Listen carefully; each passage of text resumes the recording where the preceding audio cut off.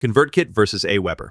Two heavyweights of email platforms. One question for creators and marketers. Which one really delivers? On the left, ConvertKit, email made for creators. On the right, AWeber, trusted email marketing since 1998. Let's skip the buzzwords and get to the real stuff. Each category earns points, and at the end, you'll see exactly who comes out on top. The result might not be what you expect. On screen, you'll see our mind map for today's battle. We're comparing ConvertKit and AWeber across all these categories: price, templates and design, automation, integrations, analytics and reporting, ease of use, customer support, and deliverability. Oh, and as always, we'll throw in a little interrupt with a fun fact, then wrap up with our final thoughts. All right, let's kick off with price, which, honestly, is almost always step one for anyone searching for tools, right? ConvertKit gives you a free plan for up to 1,000 subscribers, which is nice. Their pricing tiers are pretty straightforward. But here's the thing. Once you go paid, you're starting at $29 a month.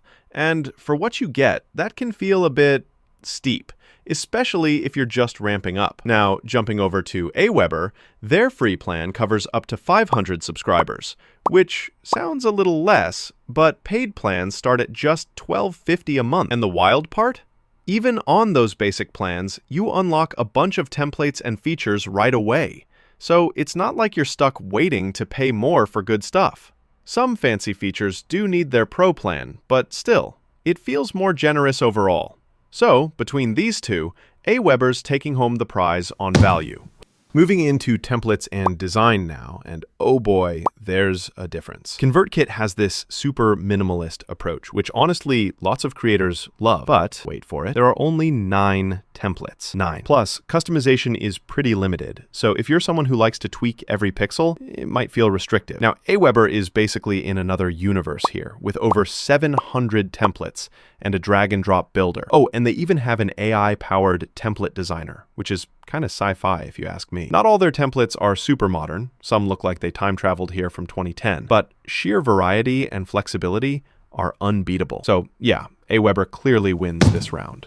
Next up, automation. So ConvertKit, holy smokes, it goes all out. Their visual workflow builder is super advanced and lets you get really creative with tagging, segmentation, that whole nerdy marketing stuff. But heads up, if you're new to this game, all those options can get a bit overwhelming. Even basic automations sometimes aren't the most intuitive. On the other hand, AWeber keeps it way simpler. You get an easy automation builder, and setting up basic stuff is pretty chill. The catch? You're kind of limited on triggers, actions, and conditions. And if you're hoping to connect things with webhooks or APIs, yeah, not happening. So ConvertKit actually takes the edge here if you want automation power. Wait. Here's something cool. Did you know AWeber basically invented the whole autoresponder thing more than 20 years ago? And they still run their own infrastructure, not rented or anything. I mean, talk about legacy. Now, let's talk integrations. Both platforms here have a lot to brag about, but let's break it down. ConvertKit boasts around 320 integrations, covering all the key platforms most creators need. Pretty solid, right? But then you look at AWeber and bam! 797 integrations. Seriously, it's like a buffet of apps. E-commerce, CRM, you name it. Honestly, you could spend an entire afternoon just poking around their options. Might actually take some time to find exactly what you're looking for, but for sheer number, AWeber gets the high five here. Analytics and reporting time. So, ConvertKit tries to keep things pretty simple. You get just the basic reports. But there's no big consolidated analytics dashboard, and exporting your data is kind of limited. If you want to nerd out with stats, you might feel a bit restricted. AWeber, though, they have a detailed analytics dashboard, filtering, fancy CSV exports, the whole shebang. It can feel a bit overwhelming if you're just starting, but for data fans, AWeber scores higher for sure. All right, ease of use. Because honestly, nobody wants to spend all weekend figuring out an email tool.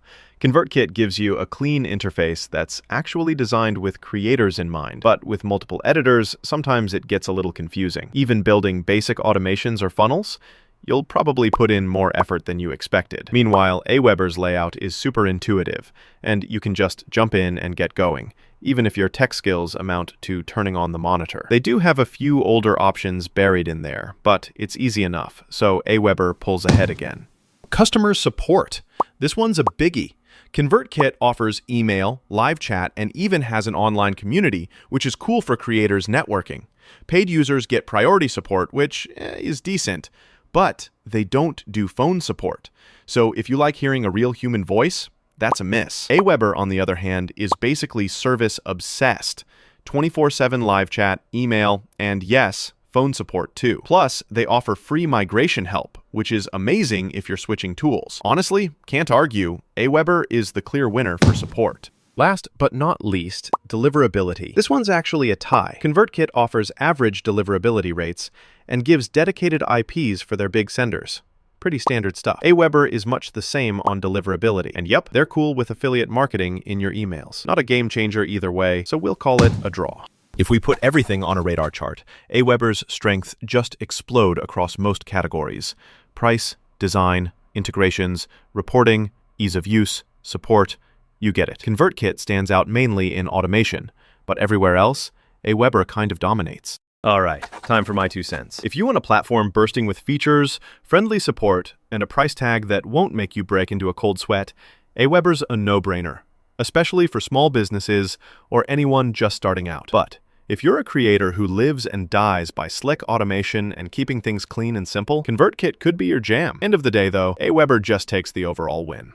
If this helped you figure out your next move, check out more platform battles on this channel. We tackle these head-to-heads every month to keep you ahead of the curve. So stay tuned.